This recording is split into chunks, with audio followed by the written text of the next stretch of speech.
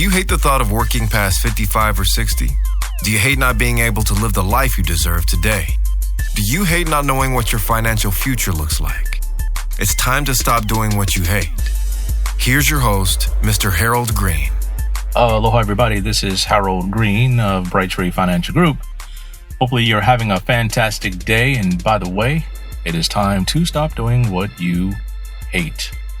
Man, it has been a very interesting week, to say the least. And happy, as always, to be sharing with you folks today's show. And we're going to do something a little different today, and something that I want to have a little fun with. And it's a real simple exercise that we're going to get into, and I'll share with you folks what it is in a moment. But, I want to start off by saying that I think there's a lot of things going on in today's world that if you look at everything in totality, it just kind of makes you scratch your head. But I want to give you a piece of advice. Try not to think about that stuff too much, because it's going to cost you some emotional capital. So if you can kind of stay away from that and focus on what you need to focus on, then everything is going to be all right. Well, I shouldn't say all right. I'm going to say great. If you do what you need to do, everything is going to be great. Well, I made it to my spot, and it's early on a Saturday morning, and I'm sitting out here at Sandy Beach in the car, just watching the people on the beach, and the sun hasn't even come up yet. And I was up this morning at about 4:30, even though I decided to start taking the weekends off so that I could just have two days in a row to just kind of veg out a little bit. The market is closed, and so I don't have to think about the market when it's closed. And so I said, I'm just going to take this time and try to relax a little bit and clear my head, and then get back at it on Monday morning. But so let's talk about today's show. And the title is Invisible Strings, things that you can't see that are holding you back. So I want to get into this little exercise real quick. So if you would, for me, please, if you're driving, just kind of take a mental note of this. But if you're sitting down somewhere, take out a pen and a piece of paper or your notepad, and I want you to write something down. I want you to think about the things that you want right now that you can afford, but for some reason you won't pull the trigger on it. Okay? So on one side of the paper, write down what it is that you want. Write down what it is that it's going to cost. You can afford it right now. Like if you had to go to the store or the shop or wherever and just make a purchase, you could just whip out your credit card, write a check, and cover the whole entire thing and not even bat an eye. But for some reason, you're not doing that. And I want you to write down on the right-hand side of the paper why you aren't doing that. If it's taking a trip and you can afford it, and there's something that's preventing you from doing it, I want you to write down on the right side of the paper why. And do this for a lot of different things that you're thinking about. Just don't do like one thing. Do like 4 or 5 things, and just kind of write this list down. Like, man, there's this watch I want to get. It's like $30,000. Write it down and then just say why you won't go do it. And I want to talk about these invisible strings, the things that are holding us back that we can't see. And we're going to have to cut these strings if we want to fly higher. And years ago, I went to this event that was sponsored by an association that I'm a part of, and they had this guest speaker, and it's for some of the top guys in the country who do what I do. And they had this speaker, and it was a small group, like a very intimate group of guys. And it's like maybe 30, 40 guys and, ladies as well, who are just kind of like at the top of what we do. And so the guy was just kind of sharing and whatnot in the sessions. And then, we had lunch, and then the lunch was on site at the facility. And the guy came to my table after kind of everybody was kind of gone or whatnot, and he sat down, and we started having lunch and talking. And he began to ask me questions about my life. He began to ask me questions about my upbringing. He began to pry a little bit more than I felt comfortable with. But just to sit down and talk with this guy in a regular business setting, if you want to engage him, it's like 20, 30 grand or something stupid like that. But here he is, like just kind of running through the gamut of these things that he does in his sessions with me one-on-one for free. And I don't know why he did it, but he said some things to me. And he said, based on what you're telling me, you have some strings attached. It's kind of like you're this plane and you're trying to take off, but there's 1,000, 2,000 pound or whatever baby grand piano that's like, and all of these things that are just hanging from you. I see it. All these things are hanging from you, and they're hanging from you, and you're trying to fly. But for some reason, you're not able to elevate and take off because of these things, and you have to cut those strings. And when he said that to me, it was like, oh my God, I never thought about that before. Things from my past, things from my childhood, things just that have happened to me in my life. I was dragging all those things behind me, and it was a wreck. I couldn't see it myself, but he could see it because that's what he does on a day in and day out basis. When people come in and sit down and talk to me, now I know I can see it. I can see it because I do it on a day in and day out basis. And I want to talk to you folks about some of the invisible strings that are holding you back from accomplishing everything that you ever wanted to do in your life. So are you ready? 1, 2, 3, let's get it. So for me, once I began to cut those invisible strings, one by one by one, the first thing I ended up doing was opening up my own investment firm. One of the hardest things I ever had to do in my entire life. One of the hardest things I ever had to do because there were so many people that were shooting bullets at me and requesting things and asking me to jump through hurdles that I never knew even existed. And I would complete one thing and they say, oh, yeah, it's not good enough. You got to go back and get this. Oh, because you're new and you're starting out, we want this and we want this and we want that. And I'm like, why in the world are they asking me for all these things? I'm only going to be managing like 5-10 million or something like that to start, but they're treating me like I'm going to be managing over $100 million and stuff. And what I found out was the potential to grow my firm was so large, and they knew that all of these things were required because they wanted to make sure I had all of my ducks in a row, that I was dotting my I's and I was crossing my T's. But I began to cut those invisible strings, and I want to talk to you about why I began to notice and started to cut these invisible strings, because the primary reason was the feeling of being held back. Like I felt like I wanted to run, but something was holding me back. And I wanted my finances to be better, but something was holding me back. I wanted to have more in life, but something was holding me back.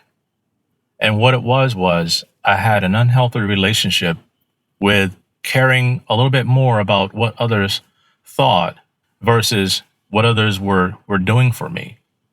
And sometimes I looked up to people that are doing great things and having massive success, but I shouldn't have looked up to them as much as I should have. I put too much faith or too much trust in them that just by being a part of their life, like it would rub off on me and, it would take me to great places. But no, man, that wasn't so. Not everybody that you hook your cart to is going to take you where you need to go. That's not necessarily true.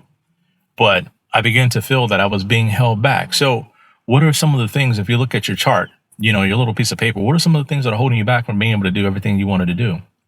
Write that stuff down. Now, here's a very interesting thing, because a lot of times we don't think about this. We don't think about why we're being held back, but it could be a thing. It could be a what, but it can also be a who. So if you have space in the margin on the right-hand side of that piece of paper, on the left-hand side, you say, okay, this is what I want to do. I know I can afford it. I can go do it right now, like right now. And then you dictate or you notate why you're not doing it. And then if there's a who on the right-hand side of that piece of paper, you write their names down and you write down who is preventing you from doing what you know you can afford to do, and write down why. It could be a very good reason, or maybe not. And then the question is what do they hold over you? What kind of power are they holding over you? Are they manipulating you in some kind of way or the other? Is it, if I do this, they're going to throw a temper tantrum and things are not going to be well and the relationship is going to go bad, and then I'm just going to be, woe is me, woe is me, woe is me. To hell with that. If it's a who, write their name down. And I want you to think about this, because I deal with this here in Hawaii more than I care to admit. And a lot of my clients know exactly what I'm talking about. Rick James said cocaine is a hell of a drug, but I'm going to say peer pressure. Peer pressure is a hell of a mountain to overcome. And I'm not going to get into all the stories about when I was growing up, how peer pressure shaped my life positively or negatively. But here in Hawaii, My clients face it all the time. Peer pressure. I was sharing a story about a family member, a client who, came in, and person came in, they became a client, and they went back and told their family what they were doing. And they told them, that's the stupidest thing I ever heard in my life. That's so stupid. You're so stupid for doing that. And I'm like, yo, that's something you're probably going to have to walk away from, because if you want to get to where you need to be, what they're telling you is just stupid. What they're telling you is stupid. You're not stupid, but what they're telling you is stupid.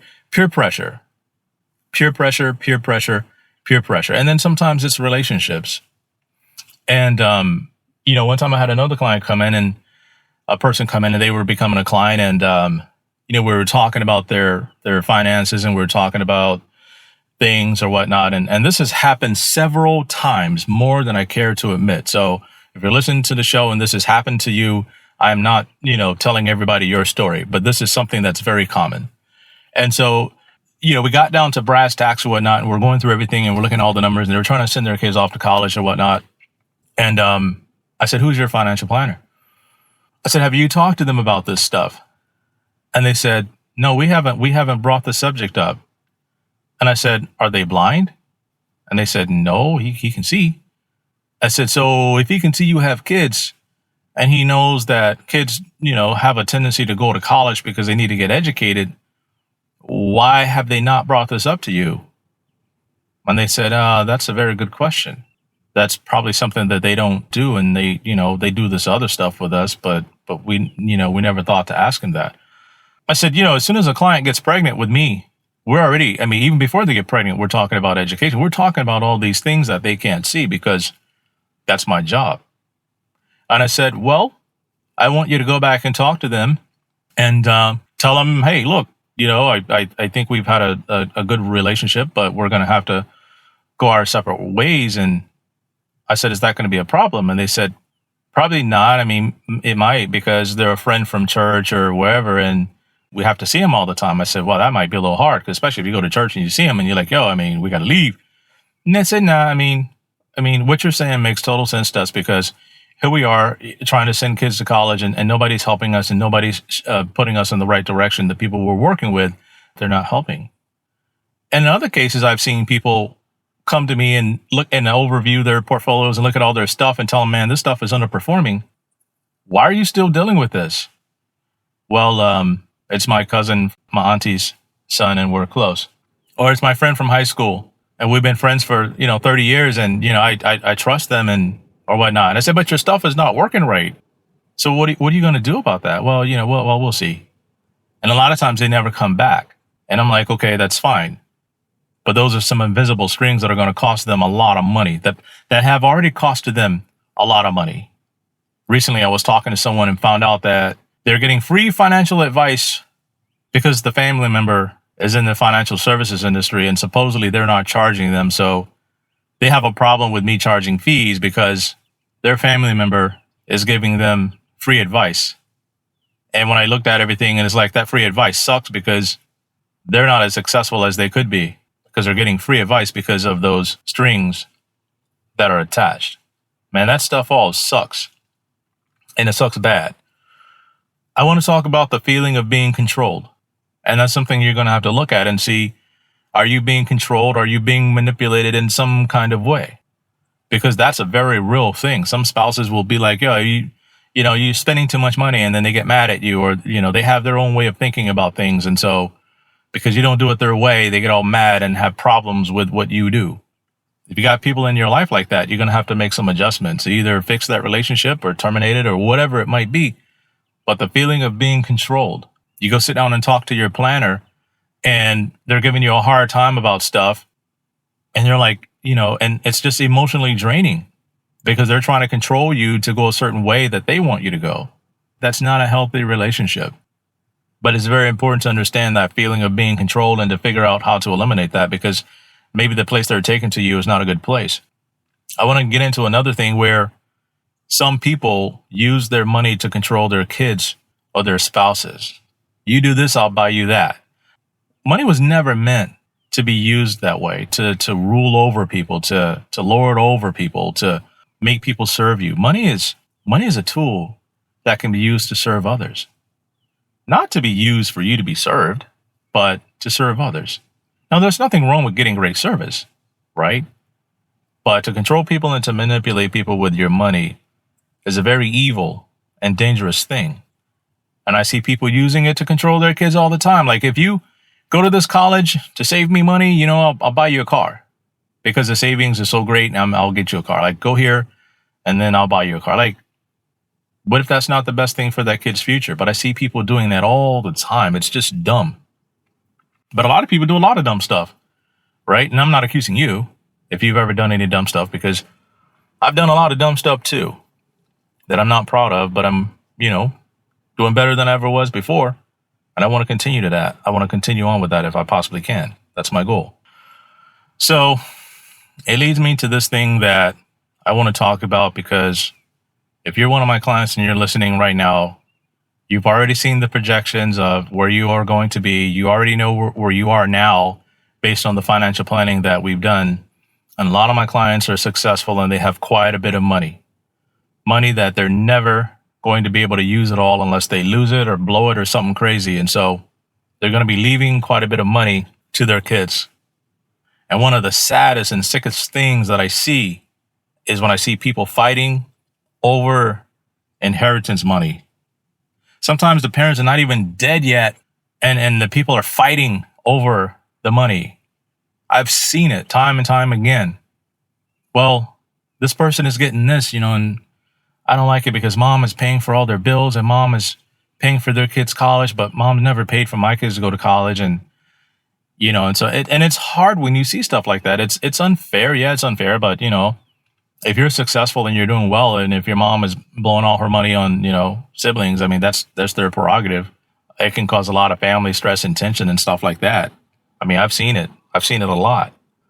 But when it comes to my clients' assets and what they have, my primary goal is to help them maximize their estate. And a lot of my clients have great kids. I mean, they're just really good kids. I've met a lot of my clients' kids. We've helped put them through college. A lot of the kids have come back and said, Uncle Harold, now I'm making 80 grand a year. What do I do with this money? All right, here we go. Let's go. Let's get started. And it's amazing because some of these kids, when the parents die, are going to be getting 10, 15, 30, 40 million dollars based on the projections and based on where they are right now. That's a lot of money. So how do we maximize their estate? That's my goal. And I won't get into that in today's show. But my goal is to maximize the estate.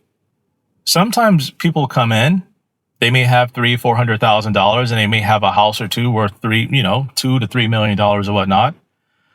And sometimes it's better to sell the house and put that in an investment fund versus leaving it in the form of a house for several different reasons.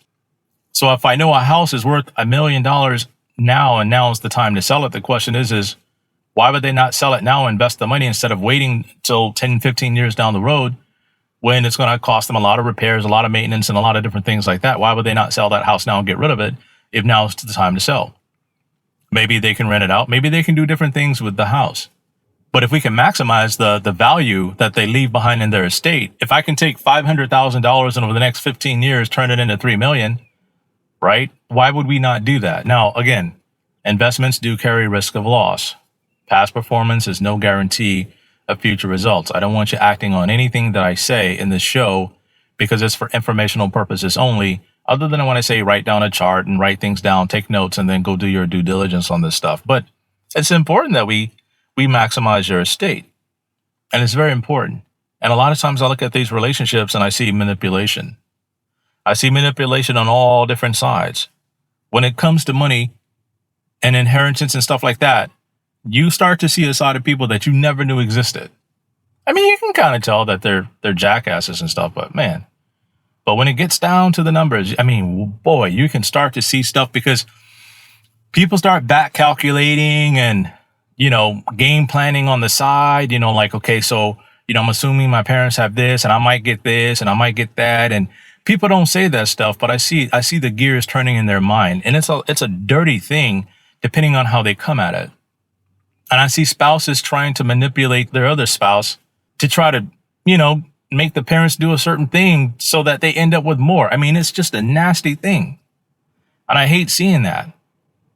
So what can we do to cancel this thing out, to make sure that our kids are not going to fight over what we leave behind. This is why so many wealthy people just give all their stuff to the animal shelters instead of giving it to their kids, because, like I said before, money is a magnifier. If you're kind, it magnifies kindness. If you're a jackass, it magnifies jackassery, if there's such a word. If you're a giver, it magnifies giving. Money is a magnifier of what's inside of you.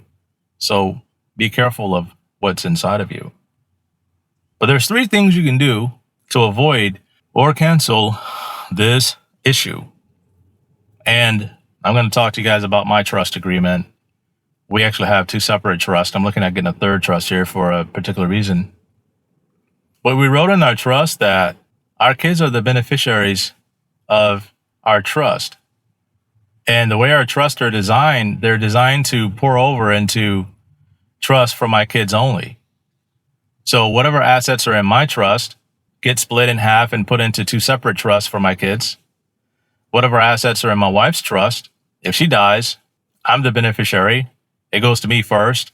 And then if I die, it splits and goes to my kids. And the same with my trust. If I die, it goes to my wife's trust, and then it gets split when she dies and goes to the kids. So basically, our assets get shifted down to our kids through trust that are in other trust. The kids don't take the money out of the trust. And we told them, we said, look, straight up, if something happens to us, leave everything inside your trust. Now, you can take funds out of the trust. You can take income out of the trust to help your spouse and do things for your family. I said, but if you ever take assets out of that trust, then they become joint property with you and your spouse. So it would behoove you. I know you love them and you trust them and everything like that, but you can use the income off the trust to do things with your spouse and buy a house and all these different things. But if you dissolve this trust and put everything in you and your spouse's name, then that could be very problematic. And that's how we wrote our trust. And so if our kids end up getting divorced and all that, their spouses have nothing to do with the assets that are inside the trust that are left behind for them. That's the way to protect the assets. Because you don't know. I mean, I've seen these spouses try to manipulate their families and try to manipulate their way in and try to because it's things that they have the spouse's ear, and sometimes they say things that are not right. And it's just a very complicated thing that I've seen. So 1, have a well-executed trust agreement. 2, communicate to your heirs properly. Talk to your kids. And one of the things I talk about is when people say, well, we're going to leave the house to this person. We're going to leave the assets to this person. We're going to leave the house to this kid, and we're going to leave all the IRA money to this kid over here. And I'm like, wait a minute. That's not a fair agreement or a fair arrangement. Here's why. If the step up in basis still exists on the house, the kid who gets the house, they're not going to pay any taxes on it. But the kids who get the IRAs, those IRAs have not been taxed. So when you look at the value and the distributions coming out of that, it's probably not going to be equal. So we do something neat. We have life insurance inside the trust as the great equalizer. And so if you want to be fair with your kids, you're going to have to look at maybe, do I have the right amount of life insurance in there to help offset the taxes that one kid's going to pay versus the other kid is not going to pay any taxes? All of these things need to be thought about and communicated properly. And the 3rd thing you can do is don't tip your hand too early. Don't tell your kids too early what you got and what you got going on, right?